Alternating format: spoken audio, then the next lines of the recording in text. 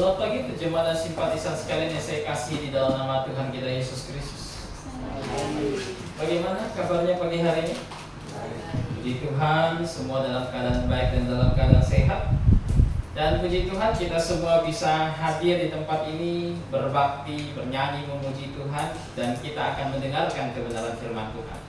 Mari kita buka Alkitab kita dalam surat Kolose pasal yang ketiga. Surat Kolose pasal yang ketiga. Kita akan baca dari ayat yang pertama, Kolose 3 dari ayat pertama hingga ayat yang ke-17. Jika sudah menemukannya, kita akan baca silih berganti. Ayat pertama, kemudian jemaat dan simpatisan, ayat kedua, demikian silih berganti hingga ayat yang ke-17. Kolose pasal 3. Karena itu, apabila kamu dibangkitkan bersama dengan Kristus, carilah hal-hal yang di atas, di mana Kristus ada, duduk di sebelah kanan Allah. Pikirkanlah perkara yang di atas, bukan yang di bumi. Sebab kamu telah mati, dan hidupmu tersembunyi bersama dengan Kristus di dalam Allah. Apabila Kristus yang adalah hidup kita menyatakan diri kelak, kamu pun akan menyatakan diri bersama dengan Dia dalam kemuliaan. Karena itu, matikanlah dalam dirimu segala sesuatu yang duniawi, yaitu percabulan, kenajisan, hawa nafsu, nafsu jahat, dan juga keserakahan yang sama dengan penyembahan berhala. Semuanya itu mendatangkan murka Allah atas orang-orang durhaka. Dahulu kamu juga melakukan hal-hal itu ketika kamu hidup di dalamnya. Tetapi sekarang buanglah semuanya ini, yaitu marah, geram, kejahatan, fitnah, dan kata-kata kotor yang keluar dari mulut. Jangan lagi kamu saling mendustai, karena kamu telah menanggalkan manusia lama serta kelakuannya, Dan telah mengenakan manusia baru yang terus-menerus diperbaharui untuk memperoleh pengetahuan yang benar menurut gambar salibnya. Dalam hal ini tidak ada lagi orang Yunani atau orang Yahudi, orang bersunat atau orang tak bersunat, orang barbar atau orang skit, budak atau orang merdeka, tetapi Kristus adalah semua dan di dalam segala sesuatu. Karena itu, sebagai orang-orang pilihan Allah yang dikuduskan dan dikasihinya, kenakanlah belas kasihan, kemurahan, kerendahan hati, kelemah lembutan, dan kesabaran. Sabarlah kamu seorang terhadap yang lain, dan ampunilah seorang akan yang lain apabila yang seorang mempunyai keluhan terhadap yang lain. Sama seperti Tuhan telah mengampuni kamu, perbuatlah juga demikian. Dan di atas semuanya itu, kenakanlah kasih sebagai pengikat yang mempersatukan dan menyempurnakan. Hendaklah damai sejahtera Kristus memerintah dalam hatimu, karena untuk itulah kamu telah dipanggil dalam satu tubuh, dan bersyukurlah. Hendaklah perkataan Kristus yang dengan segala percayaannya di antara kamu, sehingga kamu dengan segala hikmat mengajar dan menegur seorang akan yang lain, dan sambil menyanyikan mazmur dengan puji-pujian dan nyanyian rohani, kamu mengucap syukur kepada Allah di dalam hatimu. Segala sesuatu yang kamu lakukan dengan perkataan atau perbuatan, lakukanlah semuanya itu dalam nama Tuhan Yesus, sambil mengucap syukur melalui Dia kepada Allah Bapa. Mari kita berdoa. Bapa di dalam kerajaan sorga, kami mengucap syukur atas kasih, atas berkat-Mu, di mana Engkau amat memberkati kami sehingga kami dapat berkumpul bersama di tempat ini, memuji nama-Mu, mendengarkan firman-Mu, berbakti bersama dalam tubuh Tuhan kami Yesus Kristus, yaitu GBA Pontianak. Bapa di sorga, pada hari ini kami telah membaca firman-Mu dan kami akan merenungkannya. Kiranya Engkau menganugerahkan hikmat bagi kami, agar kami dapat memahami firman-Mu dengan lebih baik dan bijaksana lagi, sehingga kami semakin dewasa di dalam iman kami masing-masing. Terima kasih Bapa di sorga. Berkati juga hamba-Mu yang akan menyampaikan, sekiranya dapat menyampaikan sesuai dengan kehendak. Terima kasih Bapa, hanya di dalam nama Tuhan kami Yesus Kristus kami sudah berdoa dan mengucap syukur. Amin. di dalam kekristenan yang benar, di dalam kekristenan yang sungguh-sungguh alkitabiah, sungguh-sungguh menyesuaikan dirinya dengan Yesus Kristus, orang-orang tersebut dapat memahami dengan sangat baik betapa pentingnya karakter hidup. Banyak orang terkadang menganggap pengajaran itu jauh lebih berharga dibandingkan karakter hidup. Sebagian yang lain menganggap karakter hidup jauh lebih berharga dibandingkan pengajaran. Kedua-duanya kurang tepat. Kedua-duanya adalah posisi ekstrim kiri dan kanan yang harus dihindari oleh mereka yang sungguh-sungguh mau hidup menyerupai Yesus Kristus. Oleh mereka yang sungguh-sungguh mau menempatkan Kristus di dalam hati mereka. Begitu. Orang Kristen yang sungguh-sungguh memahami Kristus dengan sangat baik, mereka tahu bahwa baik pengajaran maupun doktrin, dua-duanya memiliki kepentingan yang sama. Kedua-duanya memiliki nilai yang sama-sama penting. Pengajaran tanpa adanya praktek hidup, Tuhan kritik habis-habisan. Tuhan katakan bahwa dalam 1 Korintus pasal 8, ketika seseorang sangat pintar, ketika seseorang memiliki pengetahuan yang amat melimpah, tetapi praktek hidupnya kacau, kata Tuhan, pengetahuan tersebut mengakibatkan kesombongan.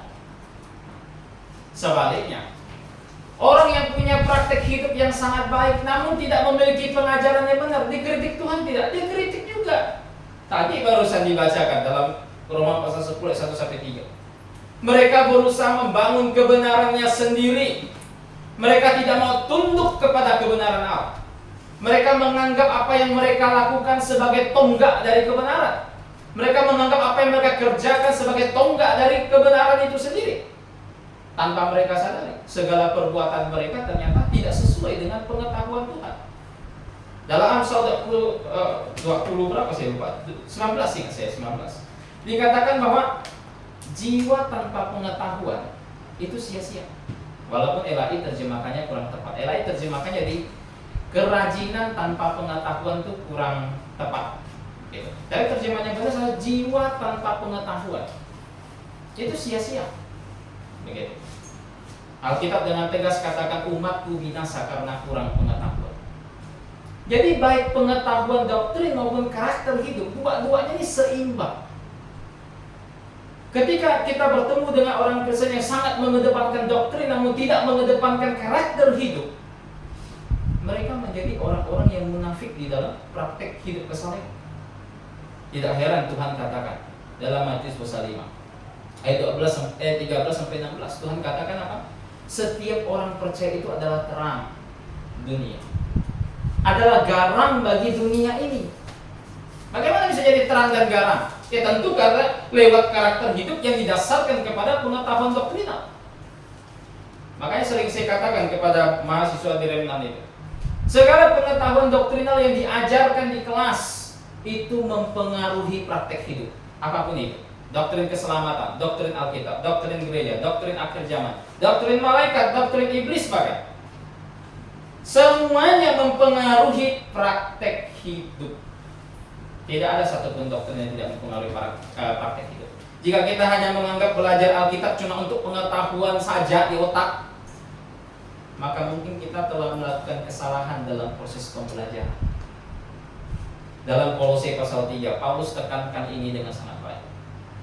Paulus tekankan ini dengan sangat baik. Dia tunjukkan bagaimana karakter hidup dari seseorang yang telah lahir baru, dari seseorang yang telah diselamatkan, dari seseorang yang telah mengenal Yesus Kristus, itu dibangun di atas pengajaran yang benar. Makanya ketika dia bahas karakter hidup, dia bahas di pasal 3. Ketika dia bahas doktrin, dia bahas di pasal 1 dan 2. Dia nggak dibalik urutannya. Enggak praktek hidup dulu yang dia bahas, baru doktrin. Tidak. Doktrin dulu yang dia bahas, baru praktek hidup. Begitu. Dua-duanya sama-sama penting. Hari ini saya ingin mengajak kita belajar tentang perkara ini. Saya beri judul khotbah saya, Kristen yang lahir baru. Kristen yang lahir baru. Ada beberapa hal yang harus kita pelajari. Hal pertama yang harus kita pelajari adalah apa yang mendasari kehidupan Kristen yang lahir baru itu. Apa yang mendasari? Coba kita lihat di ayat pertama dan ayat ketiga. Apa yang mendasari? Karena itu apabila kamu dibangkitkan bersama dengan Kristus, carilah hal-hal yang di atas, di mana Kristus ada, duduk di sebelah kanan Allah.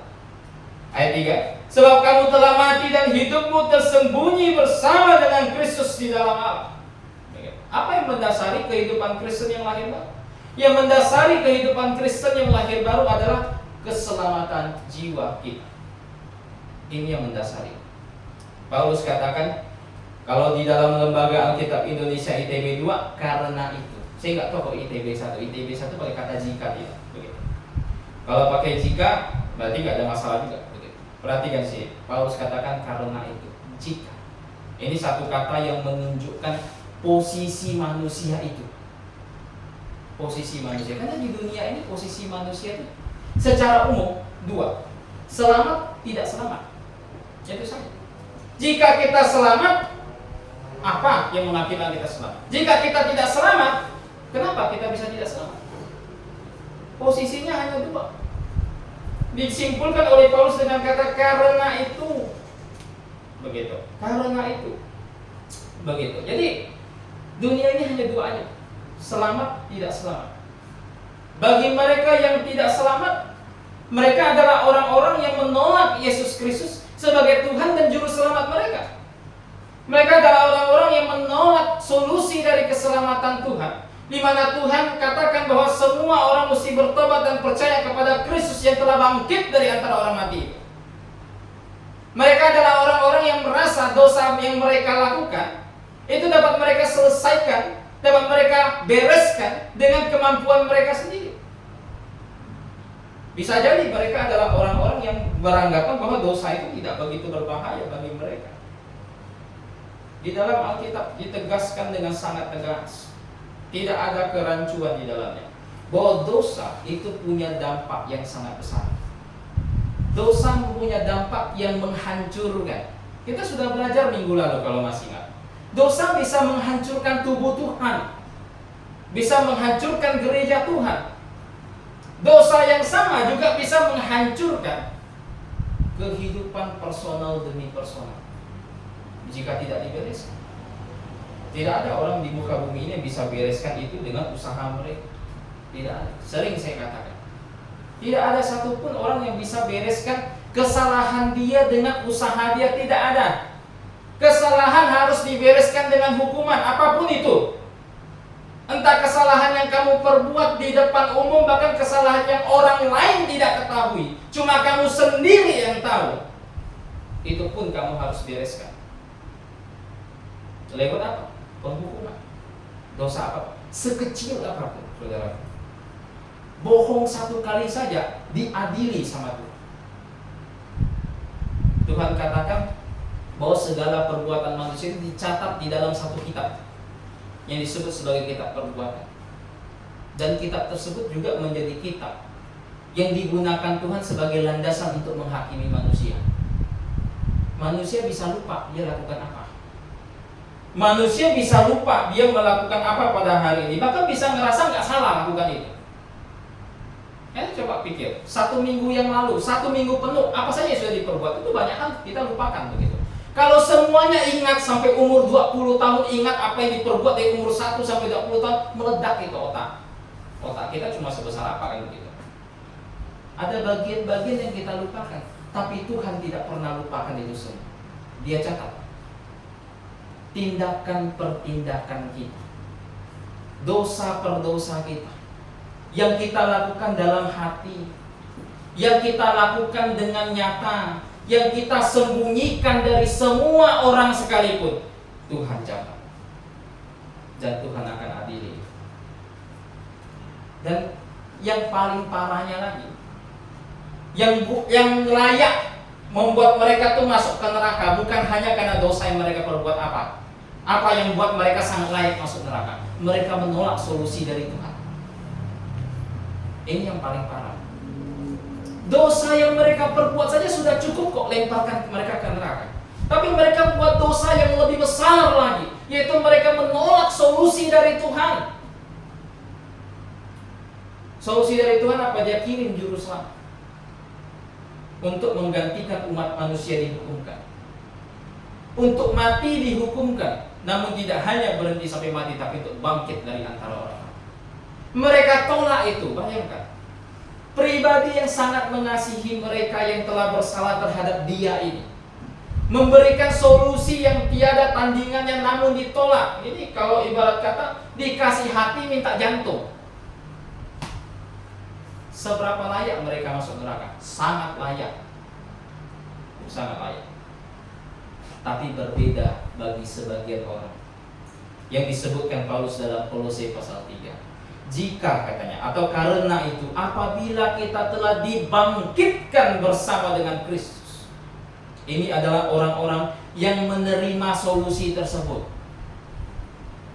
yang sadar bahwa dosa yang saya perbuat, baik di dalam gelap maupun di dalam terang, tidak bisa saya selesaikan dengan kemampuan saya. Tidak bisa. Saya sadar itu. Saya sadar bahwa segala dosa saya membawa saya kepada penghakiman Tuhan, menghadap ke satu takhta yang putih untuk diadili. Dan karena saya sadar itu, saya harus mati masuk neraka, maka saya menerima solusi dari Tuhan. Ini adalah orang-orang tersebut, orang-orang yang bertobat dan percaya kepada Yesus Kristus dengan sungguh-sungguh. Orang-orang yang telah dihukumkan, hukumannya digantikan oleh Yesus Kristus. Dia telah mati bersama dengan Kristus. Dia telah dikubur bersama dengan Kristus. Dan dia telah bangkit bersama dengan Yesus Kristus. Manusia lamanya terkubur dan mati, dan dia bangkit dengan satu manusia baru. Ini orang-orang yang percaya kepada Yesus, yang bertobat dan percaya dengan sungguh-sungguh. Dan Paulus katakan apa? Ayat 3, kamu telah mati dan hidupmu tersembunyi bersama dengan Kristus di dalam Allah. Hidupmu tersembunyi, saudara. Tidak ada kata yang lebih tegas untuk menekankan sebuah jaminan yang pasti bahwa saya, kapan saja saya mati, walaupun saya manusia berdosa, tapi karena saya telah bertobat dan percaya kepada Yesus, maka saya akan masuk surga. Dikatakan hidup kita tersembunyi di dalam Tuhan. Bukan tersembunyi di dalam diri kita, tersembunyi dalam Tuhan. Kata tersembunyi itu kata ya dalam bahasa Yunani digunakan dalam tenses perfect. Tenses perfect sering saya ajarkan, sering saya kasih beritahukan, penekanannya adalah kejadian di masa lampau yang memiliki dampak hingga sampai saat ini. Hidup kita tersembunyi dari sejak kita bertobat dan percaya kepada Yesus, dan tetap tersembunyi di dalam Kristus, menggambarkan sifat permanen dari keselamatan itu. Tidak hanya dalam bentuk perfect, dia dalam bentuk pasif, tersembunyi. Yang sembunyikan itu bukan kita. Kalau kita yang sembunyikan bisa ketahuan. Sehebat-hebat apapun manusia sembunyikan bisa saja diketahui orang, tapi yang sembunyikan siapa? Tuhan itu sendiri yang sembunyikan. Ini orang-orang yang sudah bertobat dan percaya kepada Yesus, dan mereka disebutkan dibangkitkan ke dalam bukan suatu entitas sih, tapi suatu status yang baru. Mereka menjadi manusia baru. Ini dasar dari kelahiran baru itu. Tanpa ini tidak ada orang bisa hidup sesuai dengan karakter Tuhan. Jadi jangan heran kalau misalnya kita hidup pengen niru hidup orang Kristen tapi gagal terus, tidak mengerti maksud hidup orang Kristen seperti apa. Wajar. Bisa jadi belum lahir baru. Bisa jadi belum lahir baru. Tidak mengerti dengan baik kenapa saya harus lakukan ini, lakukan itu. Bisa jadi nggak lahir baru. Karena dia belum dibangkitkan bersama dengan Kristus. Tapi bagi saudara-saudaraku yang telah dibangkitkan bersama dengan Kristus, yang telah bertobat dan percaya, hal kedua yang akan kita pelajari, apa yang harus kita lakukan sebagai orang-orang yang telah lahir baru tersebut. Apa yang harus kita lakukan sebagai orang-orang yang telah dibangkitkan bersama dengan Kristus? Apa? Coba kita lihat. Di ayat ke-1 ada ya. Carilah hal-hal yang di atas, di mana Kristus ada, duduk di sebelah kanan Allah. Ayat 2, pikirkanlah hal-hal yang di atas, bukan yang di bumi. Ada perintah Paulus di sini. Ada hal-hal yang harus dilakukan. Hal pertama yang harus dilakukan diperintahkan Paulus dengan jelas. Pertama adalah mencari dulu. Mencari perkara di atas dan memikirkan perkara di atas. Ini orang yang sungguh lahir baru. Jadi pertama mencari. Begitu. Ya, kita sangat tahu persis bahwa dalam hidup kesalehan dibutuhkan tanggung jawab manusia. Kita tahu persis. Beda dengan keselamatan. Keselamatan tak semuanya dikerjakan sama Tuhan itu, dikerjakan sama Tuhan kita, jalan tersebut. Tapi kalau pengudusan itu butuh tanggung jawab manusia. Manusia harus ada andilnya. Manusia harus melakukan sesuatu untuk menghidupi kehidupan lahir barunya. Dan dia melakukan itu karena dia lahir baru. Kalau dia tidak lakukan itu, bisa jadi dia belum lahir baru. Paulus suruh apa? Cari perkara yang di atas. Begitu. Kata mencari di sini mengindikasikan sebuah perintah yang sangat tegas dari Tuhan. Sebuah perintah yang sangat tegas. Begitu. Karena di sini dalam bentuk perintah, mencari. Begitu. Dan perhatikan sih, mencarinya itu perkara yang di atas, bukan perkara yang di bumi. Banyak orang percaya itu zaman sekarang agak kebalik. Yang diinginkan dari Tuhan solusi supaya masuk surga.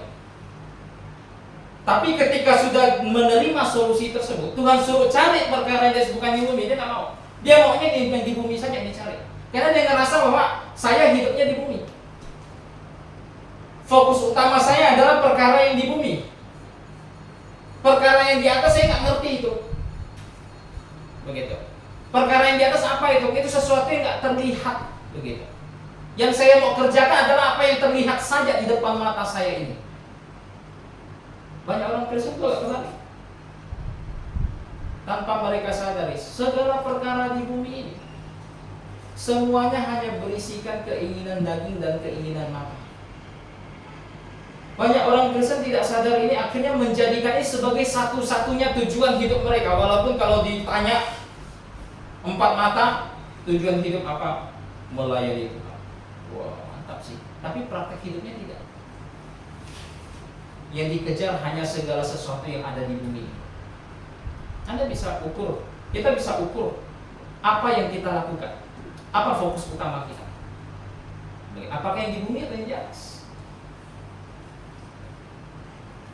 Paulus menginginkan orang percaya itu menjadikan Kristus yang ada di atas itu sebagai tujuan hidup mereka, sebagai prioritas utama mereka, sebagai sesuatu yang perlu dikejar, sebagai sesuatu yang perlu dicari dengan penuh gairah. Begitu. Kenapa? Karena mereka orang yang telah lahir baru. Di buku Homilai kita ada lagunya, bukan hanya untuk dinyanyi dengan kosong saja. Apa lagunya? Aku berubah, sesuatu terjadi saat ku serah diri, kesukaan yang lama telah berlalu, kini ku dapat baru. Apakah itu hanya nyanyian kosong begitu? Tentu tidak. Semua orang Kristen yang sungguh-sungguh telah percaya kepada Kristus, mereka telah dibangkitkan bersama dengan Kristus. Mereka punya satu kesukaan yang baru. Mereka mengejar hal tersebut. Segala apa yang mereka sukai dalam kehidupan lama mereka, semuanya telah mati bersama dengan Yesus Kristus, telah disalib bersama Yesus Kristus. Masa iya yang telah disalib tersebut masih hidup di dalam diri kita? Masa iya yang telah disalib, yang telah mati, yang telah dikubur tersebut masih kita biarkan hidup di dalam diri kita? Wah, ini bermasalah, saudara. Sangat bermasalah. Banyak orang Kristen yang kita lihat seperti demikian. Berbeda dengan mereka yang sungguh-sungguh sudah kenal Tuhan. Tidak hanya cari, katanya apa? Memikirkan. Memikirkan perkara yang ada di atas. Ini juga dalam bentuk perintah di dalam bahasa ini. Tidak hanya mencari, tapi memikirkan itu juga dalam bentuk perintah. Dan hebatnya itu dalam bentuk perintah dengan tenses present tense. Artinya apa? Dia selalu memikirkan itu. Dia bukan pikirkan itu pas baru mau datang ke gereja. Bukan. Dia bukan pikirkan itu pada saat baru buka Alkitab. Bukan. Dia bukan pikirkan itu pada saat mau ada acara pertemuan dengan orang-orang Kristen. Bukan. Dia memikirkan itu di sepanjang hidup dia. Mulai dari dia bangun, dia telah memikirkan segala perkara yang di atas. Mulai dari dia beraktivitas, dia tidak pernah tidak memikirkan perkara yang di atas. Apa yang saya harus lakukan bagi Kristus? Apa yang harus saya perbuat bagi Kristus? Apa yang saya harus kerjakan pada hari ini untuk kemuliaan nama Tuhan? Itu dipikirkan terus demi hari demi hari. Bagaimana kita bisa memikirkan perkara yang di atas? Bagaimana? Tuhan katakan dalam kitab Daniel. Nanti kita bahas ini di dalam PA. Dalam kitab Daniel pasal 10. Ketika Tuhan memberikan jawaban kepada Daniel, segala jawaban yang tertulis di dalam kitab kebenaran yang ada di sorga, Tuhan bawa jawaban tersebut turun ke bumi, turun kepada Daniel, dan Daniel tuliskan itu. Begitu. Kalau begitu, bagaimana cara saya bisa tahu perkara di atas? Segala jawaban dari perkara di atas telah Tuhan bawa turun di dalam rupa apa? Di dalam rupa firman-Nya. Segala yang tertulis di sini, ini semua adalah nafas dari Tuhan. Ini semua diinspirasikan oleh Tuhan. Ini semua tertulis di dalam kitab yang ada di sorga, yang tersembunyi di sorga, yang terpelihara di sorga. Tuhan bawa turun ke dalam dunia ini. Nggak perlu capek-capek. Gimana mikirin perkara di atas? Kita mimpi dulu lah. Begitu. Tidur, mimpi, ketemu Tuhan, Tuhan ngomong apa? Enggak. Baca kitab yang datang dari atas ini. Dengan demikian kita bisa tahu perkara yang di atas tuh apa yang harus saya pikirkan. Makanya Paulus katakan dalam 2 Timotius pasal 3 ayat 17 bahwa firman Tuhan itu cukup, bukan gak cukup ya, cukup untuk memperlengkapi setiap orang percaya untuk melakukan perbuatan baik. Cukup, termasuk memikirkan atau termasuk melakukan segala perkara di atas. Firman Tuhan cukup untuk memperlengkapi kita melakukan itu semua. Cukup. Maka dari sebab itu ketika kita memikirkan perkara di atas, maka hati kita semua juga tertuju kepada firman Tuhan dari hari ke hari. Bukan baru mau baca Alkitab kepikiran, bukan baru mau kebaktian kepikiran, tidak. Setiap hari selalu pikirkan ini. Begitu. Nah, tidak hanya mencari dan memikirkan, apalagi yang harus dilakukan oleh orang Kristen lahir baru. Ayat 5 sampai 9. Cuma kita nggak mungkin bahas semua. Jadi saya bahas beberapa poin yang penting saja. Ayat 5 sampai 9. Karena itu matikanlah dalam dirimu segala sesuatu yang duniawi, yaitu percabulan, kenajisan, hawa nafsu, nafsu jahat, dan juga keserakahan yang sama dengan penyembahan berhala. Semuanya itu mendatangkan murka Allah atas orang-orang yang tidak taat. Dahulu kamu juga melakukan hal-hal itu ketika kamu hidup di dalamnya. Tetapi sekarang buanglah semuanya ini, yaitu marah, geram, kejahatan, fitnah, kata-kata kotor yang keluar dari mulutmu. Jangan lagi kamu saling mendustai, karena kamu telah menanggalkan manusia lama serta kelakuan. Tidak hanya cari, tidak hanya memikirkan, tetapi menanggalkan manusia lama. Ini yang harus dilakukan. Bahkan Tuhan katakan sih, matikan. Oh, kalau kayak ketemu nyamuk saudara kita ditepuk, matikan dia. Matikan segala manusia lama kita, matikan segala hal-hal yang ada di dalam diri kita yang duniawi itu. LAI katakan segala sesuatu yang duniawi. Begitu, itu dimatikan. Karena begitu. Di dalam Roma pasal 6 ayat 6 sampai 14. Paulus dengan tegas mengajarkan hal yang sama. Sebelum kita diselamatkan, segala apa yang kita lakukan itu semua adalah untuk dunia. Apa yang tangan kita kerjakan itu untuk dunia. Apa yang kaki kita kerjakan itu untuk mengejar hal-hal dunia. Apa yang mata kita ingin lihat itu untuk melihat hal-hal dunia. Apa yang telinga kita ingin dengar itu juga hal-hal yang duniawi, entah itu musiknya apakah. Saya tentang dengan tegas. Saya pernah dengar ada seorang hamba Tuhan yang agak konyol begitu, dari kalangan baptis. Dia berkata bahwa kalau nyanyi lagu himne di gereja itu harus, tapi kalau di rumah itu tidak apa nyanyi lagu dunia. Saya tentang itu. Gitu. Itu konyol. Tuhan katakan bahwa pikirkan terus, cari terus, matikan itu, bukan dimatikannya. Mau kebaktian nih, matikan.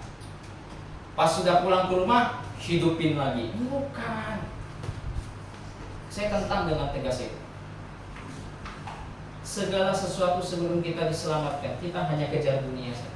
Tapi ketika saya sudah diselamatkan dalam Roma 6 ayat 6 sampai 14, segala sesuatu yang ada di dalam anggota tubuh saya ini dijadikan Tuhan sebagai alat kebenaran. Tangan kita kerja untuk Tuhan.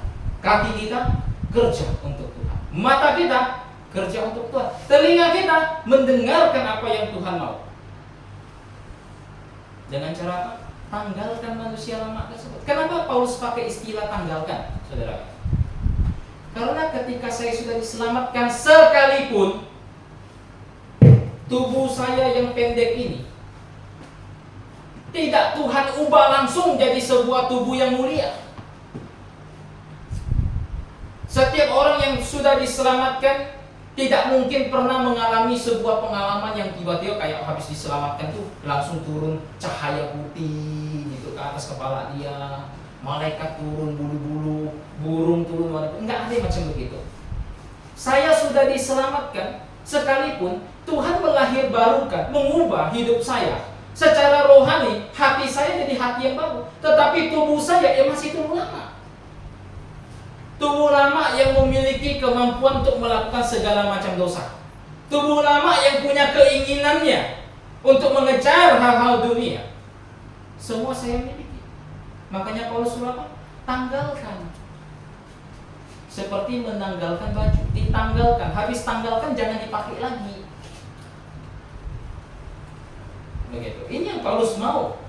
Ini yang Tuhan mau, yang kita lakukan ketika kita sudah diselamatkan. Komitmen kita untuk menanggalkan manusia lama kita.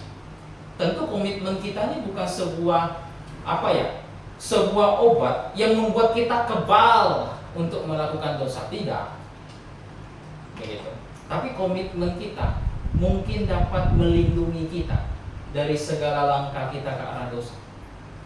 Komitmen yang dibutuhkan. Dan komitmen ini terjadi kapan? Ketika saya pertama kali lahir baru. Karena ingat, saya lahir baru pertama kali kita akui apa? Akui dosa kita itu. Apakah saya berdosa? Saya tahu saya mati masuk neraka. Saya bertobat, tapi saya nanti masih mau buat lagi. Apakah itu yang kita katakan di hadapan Tuhan ketika kita pertama kali bertobat dan percaya? Itu enggak kan? Begitu. Kita punya komitmen tidak mau melakukan itu. Komitmen itu sejak lahir baru. Dan itu akan terus bertahan hingga sampai kita mati. Amin. Begitu. Di dalam Alkitab ada satu contoh yang sangat baik tentang permasalahan menanggalkan ini. Siapa yang nggak kenal Lazarus? Lazarus yang kaya, yang merupakan seorang pemungut cukai. Dengar Tuhan datang ke kotanya, sangat bersuka cita dia. Pengen ngelihat Tuhan, tapi orangnya terlalu ramai sampai mereka tak bisa, sampai Lazarus tak bisa lihat. Begitu. Akhirnya dia manjat pohon. Dia manjat ke pohon. Untung Lazarus jago manjat. Kalau Lazarus kayak saya repot. Saya nggak bisa manjat. Dari kecil tak pernah manjat. Ini mau manjat apa di kota? Manjat yang listrik, nanti ditangkap polisi gitu ya. Manjat ketemu Tuhan. Tuhan lihat dia, Lazarus turun. Aku mau menumpang makan di rumahmu. Oh, Lazarus senang sekali dan dia bertobat di situ. Dan dia katakan apa? Tuhan, kalau misalnya ada orang yang kuperas datang ke saya kembalikan 4 kali lipat. Wah, kan begitu. Itu menanggalkan manusia lama. Manusia lama Lazarus apa? Manusia lama yang penuh dengan keserakahan. Dia tanggalkan itu. Kalau ada yang orang kuperas, datang saja, ngomong sama saya, ku kembalikan 4 kali lipat. Tuhan langsung bilang apa? Pada hari ini ada keselamatan yang terjadi di rumah orang ini. Karena dia juga anak Abraham. Begitu. Matius si pemungut cukai dipanggil Tuhan, Matius ikut aku. Apa yang Matius lakukan? Dia tinggalkan semuanya. Dia tinggalkan segala bentuk keserakahan, dia tinggalkan semuanya, dia ikut Tuhan. Demikian juga dengan semua orang percaya. Seharusnya demikian komitmen kita. Dan dalam ayat 5 sampai ayat 9 ada banyak daftar tentang apa yang harus kita tanggalkan. Bahkan di ayat berikutnya. Coba kita nggak ada waktu mau bahas semua. Kita bahas beberapa saja hal yang harus ditanggalkan. Coba kita lihat ya, beberapa hal yang menarik. Pertama coba lihat di ayat ke-5. Dikatakan apa yang perlu dimatikan, apa yang perlu ditanggalkan? Katanya yaitu percabulan, kenajisan, hawa nafsu, nafsu jahat. Ini yang pertama kali harus ditanggalkan dan harus dimatikan. Percabulan. Di dalam Alkitab ini dosa yang dapat merusak tubuh. Itu yang Paulus katakan dalam 1 Korintus 6 ayat 18. Paulus katakan segala banyak dosa yang kita lakukan di luar tubuh kita, tetapi untuk yang satu ini adalah dosa yang kita lakukan melawan tubuh kita sendiri. Ini yang Paulus katakan. Karena bohong belum tentu berdampak sama kita, ya kan? Bohong nggak kita bisa habis bohong langsung lidah kita putus gitu. Ya enggak lah. Repot juga kalau begitu. Pokoknya kalau gitu dia orang lidahnya nggak tahan, pernah bohong kan. Atau kayak Pinocchio, bohong hidungnya jadi panjang gitu. Enggak kan? Tapi untuk yang satu ini punya dampak. Di dalam Amsal 6:32 sampai 33 di situ dampaknya. Katanya malunya tidak akan pernah lenyap. Hukuman yang diberikan kepada tidak akan pernah berakhir. Begitu. Orang yang suka bercabul zina sana zina sini, bisa jadi dia kena sakit penyakit. Ketahuan, malunya tidak akan putus. Seorang kenal dia apa? Oh, pezina ini. Pezina. Begitu. Semua orang yang kenal dia taunya dia mantan pezina. Begitu. Ini dosa yang melawan tubuh. Satu dosa yang harus dihindari oleh semua anak Tuhan. Semua anak Tuhan harus sadar bahwa dosa ini mengambil rupa dalam bentuk apapun. Jangan seperti orang Yahudi yang hidup di zaman Tuhan Yesus yang amat bodoh sampai ditegur Tuhan. Menganggap bahwa dosa perzinahan adalah dosa yang hanya memiliki satu bentuk, yaitu apa? Berhubungan badan, berhubungan intim. Hanya itu. Perempuan laki-laki masuk ke dalam kamar dan lain sebagainya melakukan hubungan intim. Itu dosa perzinahan. Tidak, saudara. Dosa perzinahan lebih daripada itu. Dia mengambil banyak bentuk. Zaman sekarang bentuknya lebih beragam. Ditambah diselipkan di berbagai macam media sosial yang mungkin kita lihat. Di film-film yang mungkin kita lihat. Jangan terpengaruh dengan film Korea.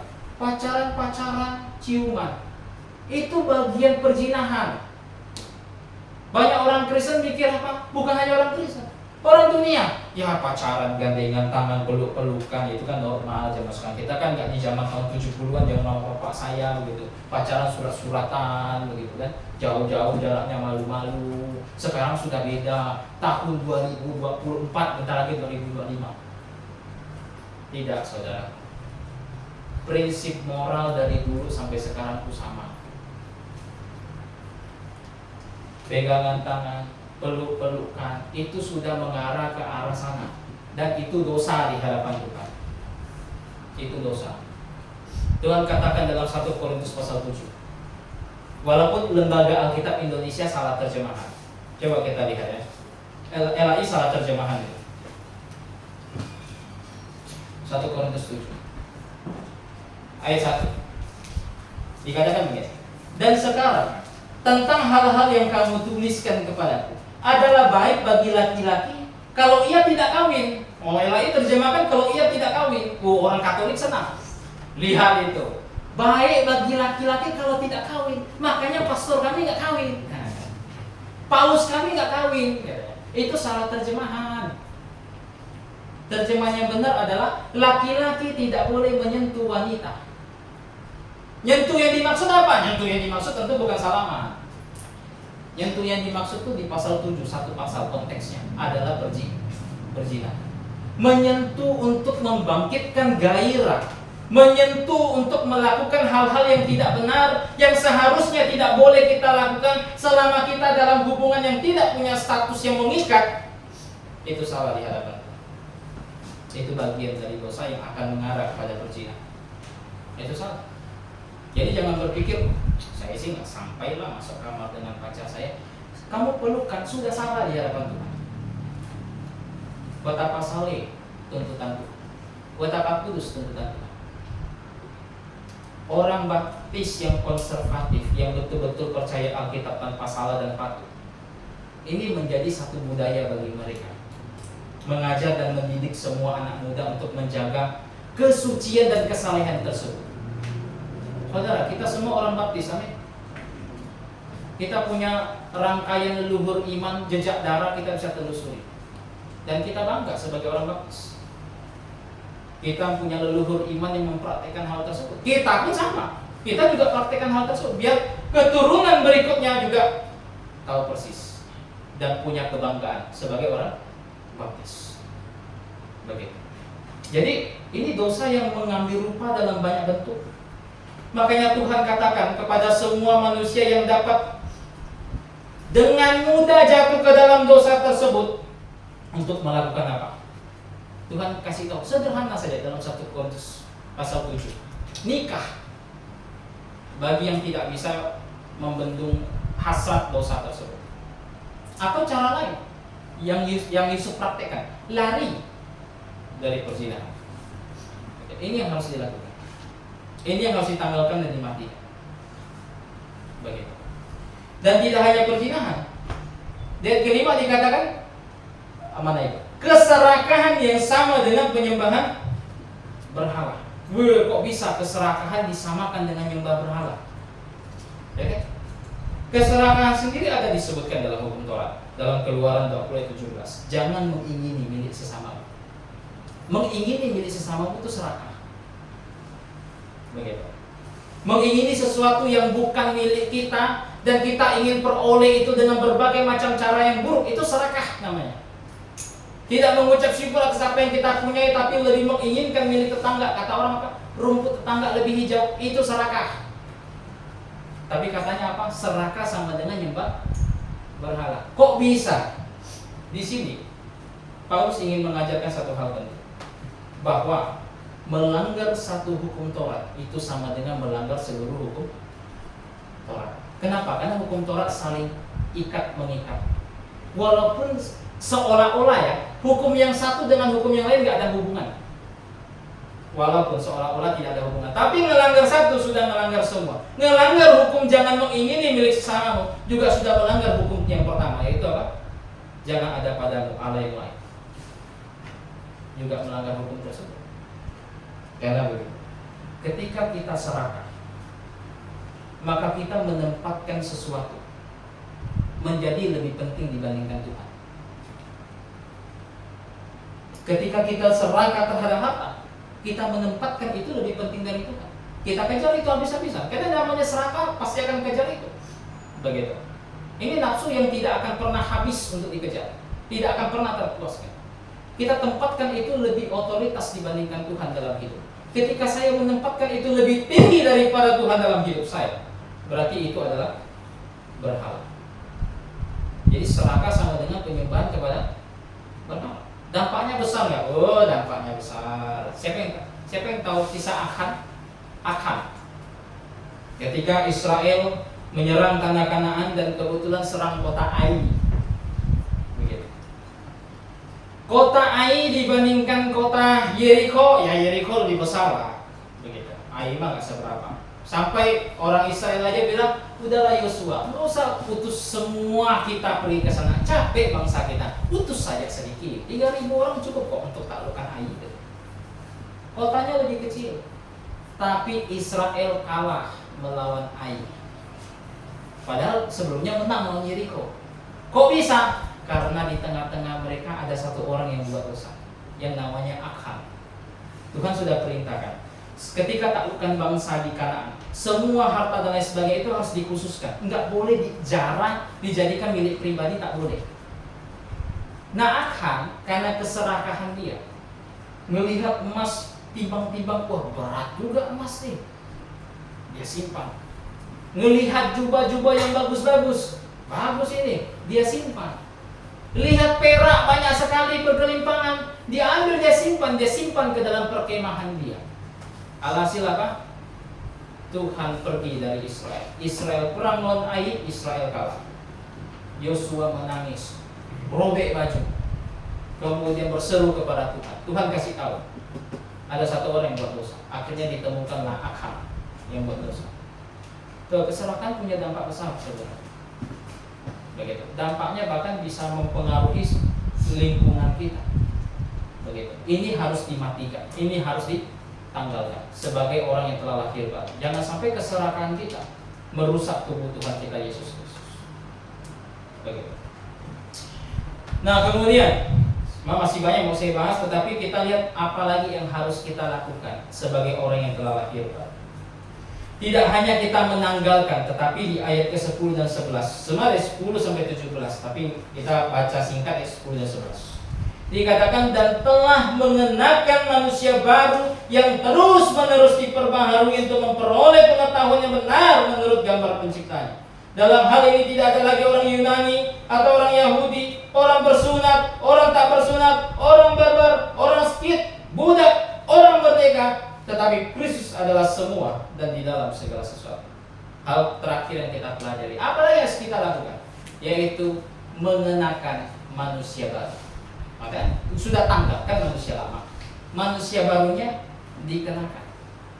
Dan katanya manusia baru ini adalah manusia yang terus diperbaharui dari hari ke hari. Beda dengan tubuh jasmani kita, makin berumur makin rusak, kan begitu. Makin berumur, makin keriput. Makin berumur, makin lemah. Dan begitu. Ya yang muda-muda saat ini bisa sangat bertenaga, kan begitu. Lihat 50 tahun kemudian, jauh benar, 40 tahun kemudian bisa bongkok nanti, kan begitu. Tapi beda dengan manusia baru. Dari hari ke hari semakin kuat. Dari hari ke hari semakin diperbaharui. Dari hari ke hari semakin bertenaga di hadapan Tuhan. Makanya Tuhan katakan itu adalah manusia yang berharga, yang tersembunyi di dalam diri, yang diperbaharui terus dari hari ke hari. Diperbaharui dengan cara apa? Lewat firman-Nya. Karena diperbaharui lewat pengetahuan. Begitu. Dan yang diperbaharui terus ini tak boleh ditanggalkan, harus dipakai terus. Satu kali pengen coba tanggalkan, kita akan berada di satu jurang yang licin di dalam dosa. Begitu. Di sini ada daftar nih apa yang harus kita kenakan. Tapi kita nggak mungkin bahas semua. Saya ingin bahas satu yang perlu kita pelajari. Di ayat yang 16. Hendaklah perkataan Kristus tinggal dengan limpahnya di antara kamu, sehingga kamu dengan segala hikmat mengajar dan menegur seorang akan yang lain, dan sambil menyanyikan mazmur, puji-pujian dan nyanyian rohani, kamu mengucap syukur kepada Allah di dalam hati. Ada banyak yang harus kita kenakan. Salah satu yang harus kita kenakan adalah musik. Musik yang benar, musik yang sejati, ini harus dikenakan. Paulus sebutkan 3 di sini. Ada mazmur. Mazmur itu merujuk kepada kitab Mazmur. Di abad-abad ke abad 19, banyak gereja baptis itu kitab Mazmur dijadikan lagu di buku mulai mereka. Sampai sekarang kalau mau dicari ada. Begitu. Ada mazmur, ada puji-pujian. Puji-pujian dalam bahasa Yunani itu himne. Makanya nyanyi lagu himne kita. Ini merujuk kepada lagu pujian kepada Tuhan.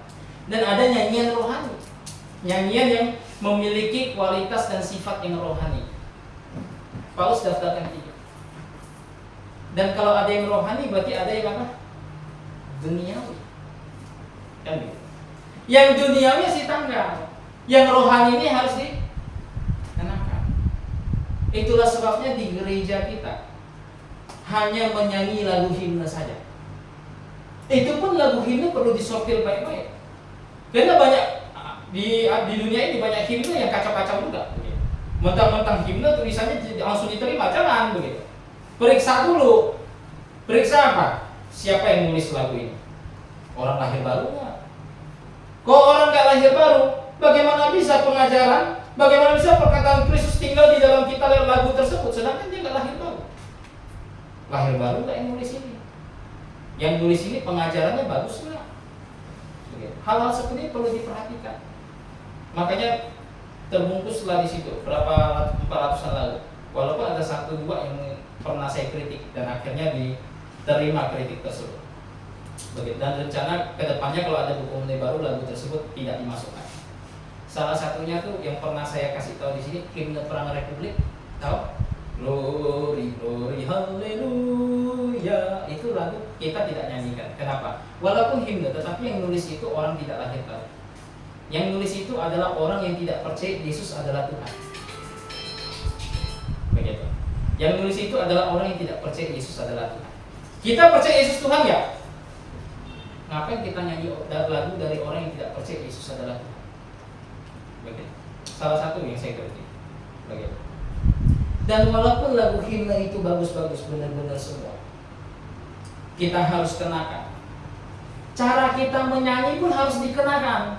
Yang benar seperti apa? Jangan nyanyinya kayak karaoke lagu Mandarin. Begitu. Jangan nyanyinya kayak orang lagi karaoke begitu. Saya pernah dengar ada bisa kita buat deh nyanyi lagu. Misalnya apa ya? Lagu apa tadi? Apa ya? Tadi kirim terang. Bergema panggilan di atas lap kirim terang. Kan yang benar gitu. Jangan nyanyinya kenakan. Nyanyinya bergema nyanyian di atas lap kirim terang. Kirim terang. Banyak jiwa sesatu diselamatkan, kirim terang. Itu duniawi, harus ditanggalkan. Begitu. Tidak boleh dinyanyikan seperti itu walaupun lagunya benar. Karena ini mesti ditanggal, mesti dimatikan. Begitu. Tidak boleh ada di dalam tubuh kita. Begitu. Oh, kalau mau bahas semua sih nggak ada habisnya. Cuma kita terbatas waktu saja. Ada banyak hal yang saya ingin bahas. Mulai dari hukum-hukum normal-normal begitu, pakaian dan lain sebagainya. Ada banyak hal yang perlu kita bahas. Tetapi saya rasa ini cukup untuk hari ini. Cukup untuk hari ini. Apa yang perlu kita pelajari? Cukup untuk hari ini. Bahwa kita sebagai orang yang lahir baru, kita adalah orang-orang yang harus mencari terus perkara di atas. Kita adalah orang-orang yang harus terus memikirkan perkara di atas. Kita adalah orang-orang yang harus menanggalkan manusia lama, mematikan manusia lama, dan kita adalah orang-orang yang harus mengenakan manusia baru. Amin. Minta kesediaan Bapak Jonathan tutup di dalam doa. Dipersilakan Pak. Mari kita berdoa. Bapa di dalam surga, sungguh kami mengucap syukur dan terima kasih hari ini kami dapat mendengarkan kebenaran firman-Mu. Setelah firman, walaupun hamba-Mu telah berhenti menyampaikan firman, firman tetap ada di dalam hati kami, dan bahkan kami dapat aplikasi kehidupan kami, sehingga kami memperoleh hidup yang sungguh damai dan bahagia di dalam dunia ini, ya Tuhan.